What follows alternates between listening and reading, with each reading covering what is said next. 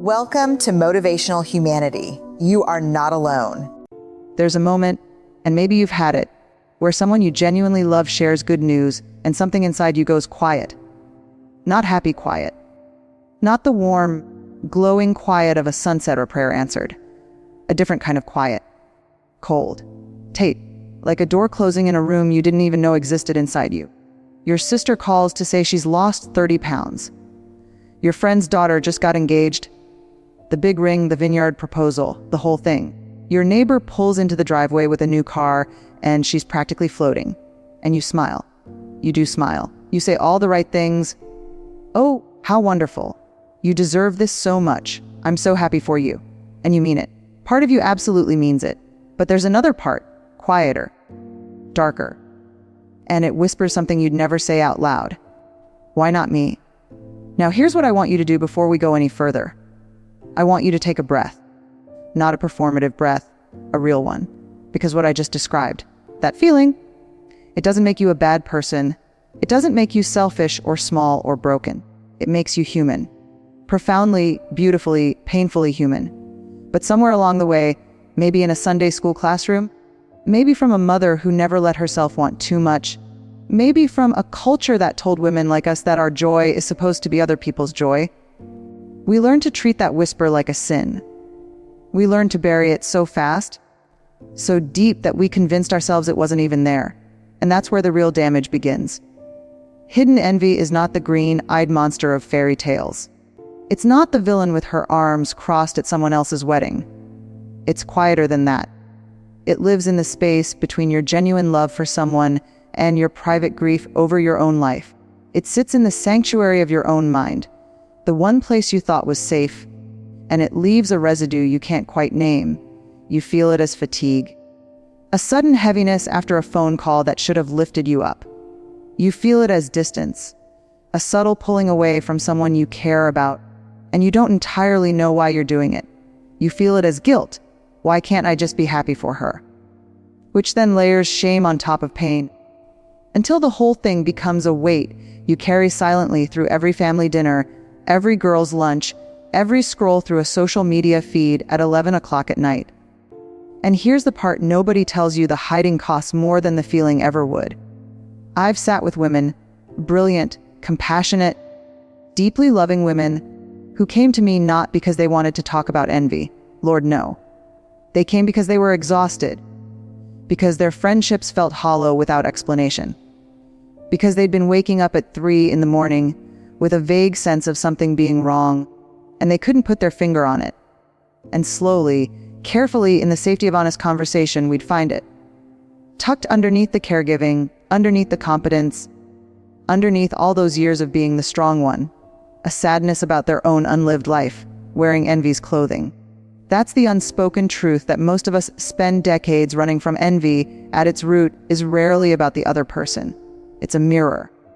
It's your own soul pointing, sometimes rudely, sometimes desperately, at something you deeply want and haven't yet allowed yourself to grieve, to pursue, or even to name. The woman who flinches at her friend's weight loss, she's not hateful. She's heartbroken about her own body, her own health, her own sense of having let herself down. The woman who feels a sting at the engagement announcement, she's not bitter.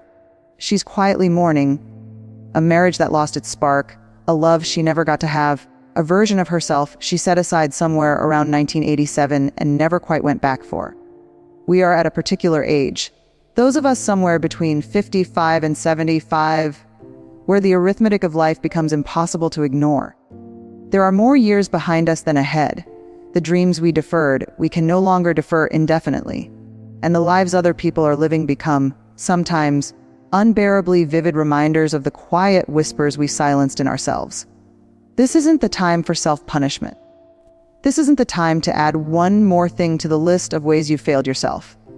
This is the time for the truest kind of honesty. The kind that doesn't destroy, it illuminates. So stay with me, because what comes next isn't about fixing you. You don't need fixing. It's about finding you, the part that went quiet a long time ago. And she has something to say. Let me tell you something that took me years to fully understand, and that most psychology textbooks get completely wrong about envy. They treat it like a character flaw, a moral failing, something to be corrected, managed, apologized for. And because of that framing, generations of women have done exactly what you've probably done. Swallowed it, dressed it up as something more acceptable, or flogged themselves privately for feeling it in the first place. But here's what the research actually shows, and more importantly, here's what real women's lives show. Envy is not the problem. Envy is the messenger. And we live in a world that has spent centuries shooting the messenger before she can deliver the letter. There's a concept in psychology called social comparison theory, and it goes back to a researcher named Leon Festinger, who in the 1950s made a discovery that should have changed everything about how we talk to ourselves. He found that human beings are neurologically wired to measure themselves against others. It's not vanity. It's not weakness. It is a fundamental feature of how our brains navigate the world. Like a compass that's constantly taking readings, trying to figure out where we stand, whether we're safe, whether we're enough. Now, that compass was designed for a small village, for a community of maybe 150 people, where the comparisons were meaningful and the stakes were real: survival, belonging, love. But we have taken that ancient, tender instrument and dropped it into a world of Instagram highlight reels, neighborhood Facebook groups, and family reunions where everyone seems to have arrived with a better story than yours. No wonder the compass spins wildly. No wonder we feel things we can't explain. But here's where it gets more personal than any textbook will ever take you. For women of our generation specifically, and I say "are" because I am in this with you, I am not standing outside this looking in. The wiring around comparison was given an extra, brutal layer. We were raised, most of us, in a culture that handed girls a very particular script. Your worth lives in your relationships. Your value is measured in what you give, not what you want. Ambition is attractive in moderation. Too much and you become difficult, selfish. That word they always had ready for women who wanted more than they were allotted. So we learned to edit ourselves. We learned to take our genuine desires for recognition, for adventure, for a body that felt good, for a love that was truly seen, for a career that lit us up rather than merely sustained us. And we folded them very neatly and placed them in a drawer. Practical, reasonable, grown up. And then we watched other women, sometimes women who played by the same rules, sometimes women who didn't, receive things we had quietly wanted. And the feeling that rose up wasn't just envy in the ordinary sense. It was grief in disguise. I want you to sit with that for a moment. Because this distinction is everything. Ordinary envy says, I want what she has. Grief dressed as envy says, I want what I gave up. I want the version of my life I was too afraid or too conditioned to choose. Those are entirely different emotional experiences, and they require entirely different responses. One is about acquisition. The other is about mourning. And you cannot shop your way or achieve your way or even therapy your way out of grief that was never allowed to exist in the first place. You have to let it breathe. There's another layer here that we don't talk about nearly enough, and it has to do with the particular friendships women build over decades. By the time you're in your late 50s or 60s or 70s, your friendships are archives. They hold 40 years of shared history. They remember who you were before the marriage, before the children, before the diagnosis, before the divorce, before the version of you that the world currently sees. And that depth is a gift, an extraordinary, irreplaceable gift. But it also means the comparisons cut differently. When a stranger gets something beautiful, you can feel a clean sort of happiness for them. When your oldest friend, the one who knew you when you both had nothing, the one who held your hand in the hospital waiting room at 2 a.m, when she gets the thing you secretly, silently wanted, the feeling isn't simple anymore. It's layered. There's love, and there's longing, and there's something that feels almost like betrayal. Not by her, but by life itself. By the universe that seemed to be handing out gifts with a randomness that feels, on your worst days, almost cruel. And because you love this woman, because she is woven into you, you will do almost anything not to contaminate the relationship with the truth of what you felt for that one terrible, honest moment. So you smile wider. You hug longer. And you go home and feel lonelier than before you saw her.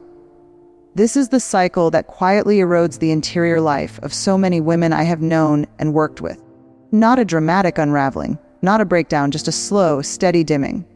A sense that the inner world, that sacred, private sanctuary where your truest self has always lived, is getting smaller, more managed, more performed. And you adapt to it so gradually that one day you realize you can't remember the last time you said what you actually thought. Can't remember the last time you wanted something without immediately auditing whether you had the right to want it. That's not aging. That's not wisdom. That's what happens when we carry unacknowledged feeling for too long. The hidden envy isn't the wound. It's the symptom of a wound that was made long before any of your friends bought their new cars or lost their weight or fell back in love with their husbands at 63. The wound is this: somewhere along the way, you stopped believing your own desires were worth tending to. And your soul, quietly, persistently, sometimes inconveniently, is still trying to get your attention. The sting you felt at her good news, that wasn't ugliness in you. That was aliveness. Rough and uncomfortable and real, but alive. And alive is exactly where we need to start. So now we're at the place most people never reach. Not because they aren't brave enough, but because nobody ever told them it was safe to go here. We've named the feeling. We've traced it back to its roots. We've sat with the uncomfortable truth that the envy you've been quietly ashamed of isn't a moral failure. It's a message. A dispatch from the deepest part of you, written in the only language that could get past all your very well constructed defenses. Now comes the part that actually changes things. And I want to be honest with you before we go any further, because you deserve honesty more than you deserve comfort right now. Healing from something this layered, this long carried, isn't a single revelation. It isn't a morning routine or a gratitude journal or a 5-step framework. It's more like learning to walk differently after years of favoring one leg. It requires patience. It requires a willingness to feel awkward in your own skin for a little while. And it requires the most radical act available to a woman who has spent decades putting everyone else first. It requires turning toward yourself with the same tenderness you have always given away so freely. The first step, and I mean the very first, most foundational step, is what I call witnessing without verdict. Most of us, when we catch ourselves feeling envious, do one of two things. We either deny it immediately, "No, I'm fine, I'm happy for her, don't be ridiculous," or we condemn ourselves for it. "What kind of person am I feeling this way about someone I love?" Both responses are forms of abandonment. You are leaving yourself at the exact moment you most need a witness. What if, instead, you simply noticed, not analyzed, not fixed, not performed, just noticed? "Oh, there it is again.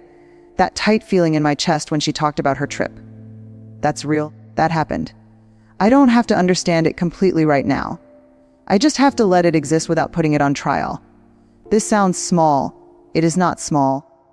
For women who were taught that certain feelings are unacceptable, and envy is near the top of that list, the simple act of allowing a feeling to exist without immediately prosecuting it is quietly revolutionary. It is the beginning of an entirely different relationship with your inner life. There's a practice I often suggest, and I want you to consider it not as homework, but as an invitation. After a moment where you feel that familiar sting, after the phone call, after the lunch, after you close the laptop following 15 minutes on social media, find 5 quiet minutes alone and write. Not for anyone else. Not in a beautiful journal with a fountain pen. On the back of a grocery list if that's what's available. And write this sentence, and then let whatever comes, come.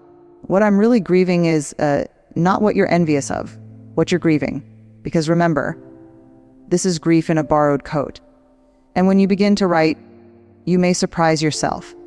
You may find that the trip your friend is taking to Italy isn't really about Italy. It's about the version of you who once had a passport full of stamps and somewhere in the accumulated weight of responsibility, stopped going anywhere that wasn't necessary.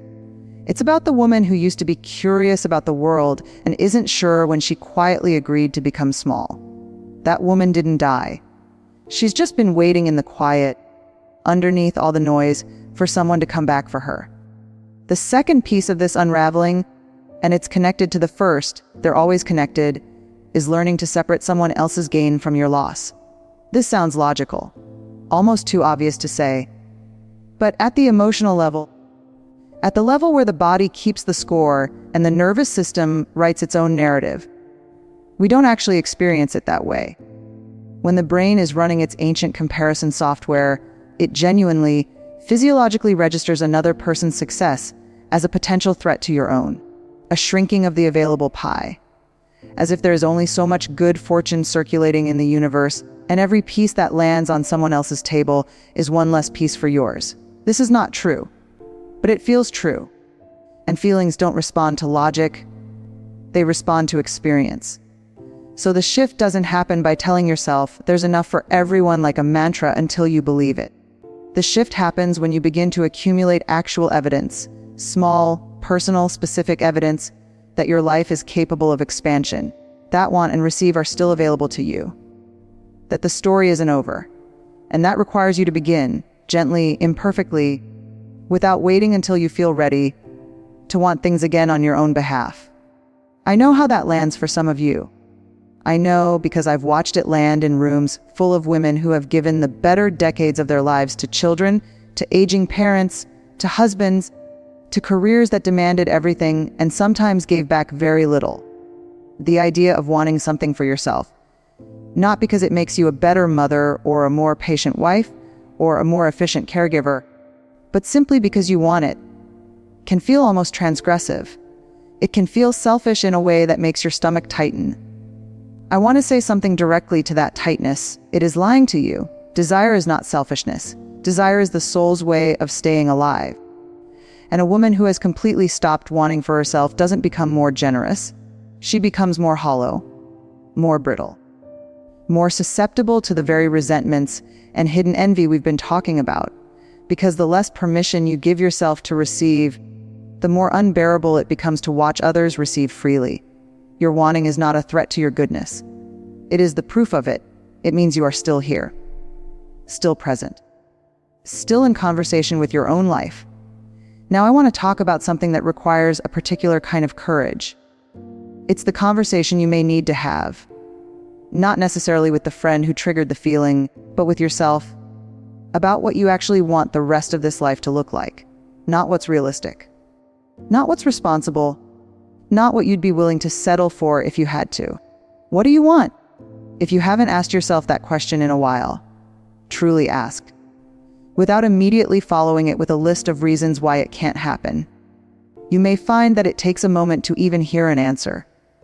The channel has been quiet for so long, but it's still there. And when you ask with genuine curiosity rather than pressure, when you approach yourself the way you'd approach a dear old friend you've been too long out of touch with, something usually answers.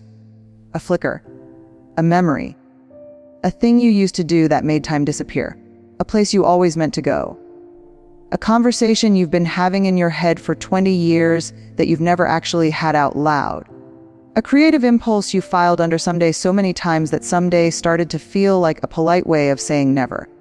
These are not frivolous. These are not indulgences. These are the breadcrumbs your soul has been leaving for you, patient and persistent, through every detour and delay and decade of doing what needed to be done. Here's what I've come to believe, after years of sitting with women in the most honest moments of their lives. The healing of hidden envy is not really about envy at all. It is about reclamation. It is the quiet, determined, sometimes terrifying act of saying, I am still here. I still matter to myself. The life I am living is not finished, and I refuse to spend what remains of it watching other people live as a substitute for living myself. That's not bitterness talking. That's not resentment. That's something much closer to the bone. That's a woman waking up.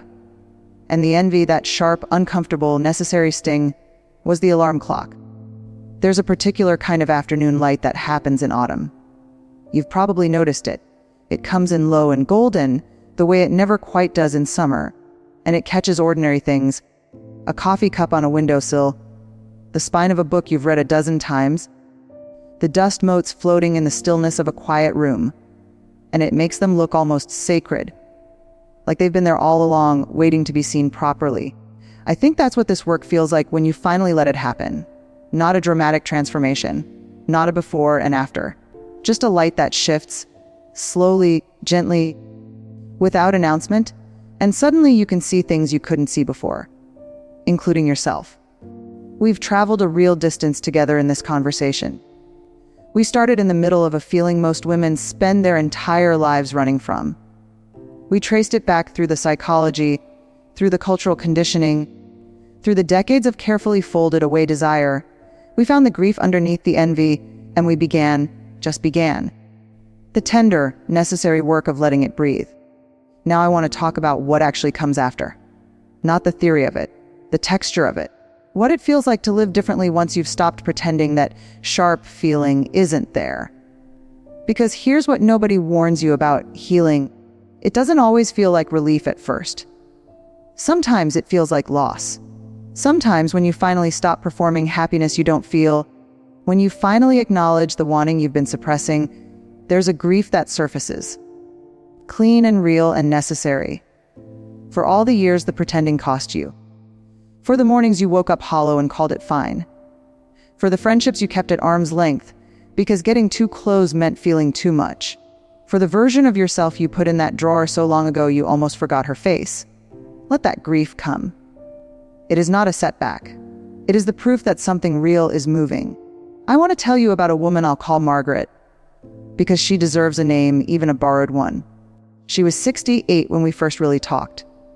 Sharp, funny, the kind of woman who fills a room without trying. She'd been married for 41 years, raised 3 children who turned out beautifully, built a career she was proud of, maintained friendships that spanned 5 decades. By every external measure, a life well lived. And yet she came to me because she'd done something she couldn't forgive herself for. Her closest friend, a woman she'd known since their children were in diapers together, had just returned from a 3-week trip through Portugal. Showed up at book club with photographs, with stories, with that particular glow that travel gives a person. And Margaret had sat through the entire evening smiling and nodding and asking all the right questions. And then she'd gone home and cried for an hour and hadn't known why. I felt like a terrible person, she told me. She's my best friend. I love her. And I sat there the whole evening wanting to leave. We spent a long time in that feeling together, Margaret and I. And what we found, underneath the guilt, underneath the confusion, was a dream she'd had since she was 19 years old. A month in Europe, alone. Not with a husband, not with children, not as someone's mother or wife or companion. Alone, with a journal and no itinerary and the whole wide world being accountable to nobody but herself. She'd mentioned it once, early in her marriage.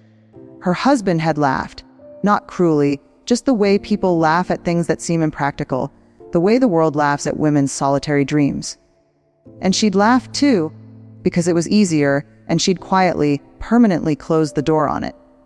For nearly 50 years, that dream had lived in the dark. And every time someone else stepped into the light of something similar, it knocked on the door from the inside. Margaret booked her trip 4 months after that conversation. 23 days. Portugal and Spain. Alone, she sent me a photograph from a cafe in Lisbon. Just a coffee and a journal and the sun coming through an old window. No caption necessary. That photograph is what reclamation looks like. I'm not telling you that the answer is a trip to Europe. For some of you it might be, and if it is, I want you to hear me clearly book the trip. Stop waiting for permission that was never coming anyway. But for others, the reclamation is quieter. It's finally taking the painting class you've talked about for 15 years. It's having the honest conversation with your daughter that you've been softening and diluting for a decade. It's stopping the nightly scroll through other people's lives and spending that hour instead with a book that genuinely moves you, or music that opens something in your chest, or simply sitting in your own company without needing to fill the silence. It's looking at the woman in the mirror. Really looking, not the critical inventory you usually conduct, and saying out loud, if you can manage it, I am still becoming. I am not finished. The most interesting chapter of my life is not necessarily behind me, regardless of what the culture wants me to believe. Because here's the truth that our culture is deeply, stubbornly reluctant to tell women over 50, this age carries a particular kind of power. The power of someone who no longer needs to perform for approval. The power of someone who has survived things, losses, disappointments, reinventions, that would have broken a younger version of herself. The power of someone who finally finally has enough distance from the expectations of youth to ask the only question that ever really mattered: what do I actually think? What do I actually want? Who am I? When I stop being who everyone needed me to be? Those are not small questions. Those are the questions a whole life has been preparing you to answer. Now, and I want to be gentle here, but I also want to be direct. Let's talk about the friendships. The ones that have been quietly strained by feelings you couldn't name. The ones where you've been pulling back without explanation, creating distance as a form of self-protection, smiling through gritted teeth at the good news that cost you something privately. You don't have to confess your envy to anyone. That's not what I'm suggesting, and it's not what healing requires. But you do have to stop punishing people you love for the cardinal sin of having things go well for them. Because here's the painful irony. When you carry hidden envy without examining it, the person it damages most isn't the one you're envying. It's you. And the relationship. And the version of yourself that genuinely does love this person and wants to be fully present with them. When you do the inner work, when you go back for your own unlived longings, when you start tending to your own wanting, something remarkable happens in those friendships. The sting diminishes. Not because your friend's life becomes less full, but because yours does too. Because you are no longer starving quietly while watching someone else eat. You have come back to your own table, and from a full place, other people's abundance genuinely delights you. Not as a performance. Not as something you have to manufacture through gritted generosity, but as a real, warm, uncomplicated joy, the kind you always wanted to feel but couldn't quite reach. That is the freedom on the other side of this. And it is real. I have watched it happen in women's lives, and I have felt it in my own. So let me leave you with this. Not a list. Not an action plan. Just a truth spoken plainly from one woman to another. You are not a bad person for having felt what you felt. You are not small for having wanted what you've wanted. You are not broken for having buried the wanting so deeply that it could only speak to you in the uncomfortable language of envy. You are a woman who loved people well, often at great cost to herself. You are a woman who kept going when keeping going was the hardest thing. You are a woman who, somewhere in the middle of all that devotion and endurance and quiet sacrifice, misplaced something precious.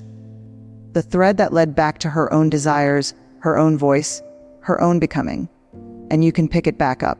Today. Not when the circumstances are better, not when the kids are settled, not when you've lost the weight or finished the obligation or gotten permission from someone who was never going to give it anyway. Now, in the life you actually have, with the time that is genuinely, irreversibly, beautifully yours. The envy was never the enemy. It was the quiet whisper of a self who refused to be entirely forgotten. Who knocked and knocked on the door of your awareness until you finally stopped long enough to hear her. She's been waiting a long time, and she is so glad you're finally listening.